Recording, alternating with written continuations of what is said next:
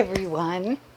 I wanted to hop on here today to talk to you a little bit about how to be free from the chaos in your life and in your world. I know it sounds a little bit difficult to think that we actually could be free from chaos because, let's face it, we've all got some kind of chaos in our life. But I was thinking about Jesus's life, and you know, Jesus had a lot of chaos around him all the time. And if it weren't crowds trying to get at him, it was persecution from the religious groups. It was even disciples who meant well, but really didn't listen very well or learn very quickly. But I got excited when I thought about how the scripture shows us in every one of the gospels that Jesus actually went around in his day-to-day life shutting down chaos, coming against chaos. He did it by praying deliverance, delivering people from demons, from sickness and disease. He did it even when he was angry, turning over the tables in the temple. You say, well, wasn't that adding to the chaos?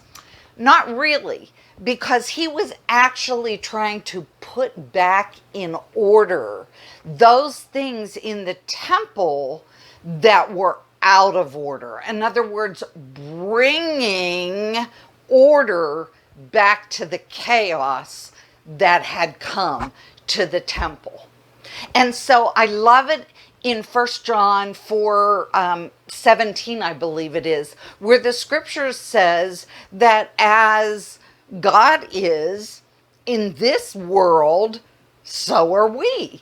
In other words, we are created in God's image. And we all know that he chooses to use those of us with skin on to affect change in this world. He's given us power. He's given us authority. And here's the most important thing that he's given us. He's given us choice. That's right. You can choose not to allow chaos in your life. You have authority to say no to it, to say no, chaos, you will not have rule and command in my life, in the place where I live, I work, I shop. No matter what it is, you have the choice to exercise your authority. Now, I love, as I was looking at all of this in the Gospels, in the 16th chapter of the Gospel of John, in verse 33, Jesus says that we're going to have tribulation, right? Which is another word for chaos. We're going to have trouble.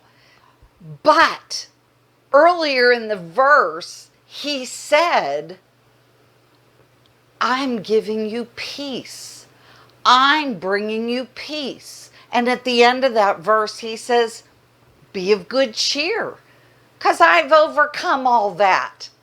I've overcome all that. And because he's overcome all that, you can overcome all that as well. You have influence. Everyone has influence in a certain sphere in their lives. I want to challenge you today to rise up and really make a difference in your sphere of influence.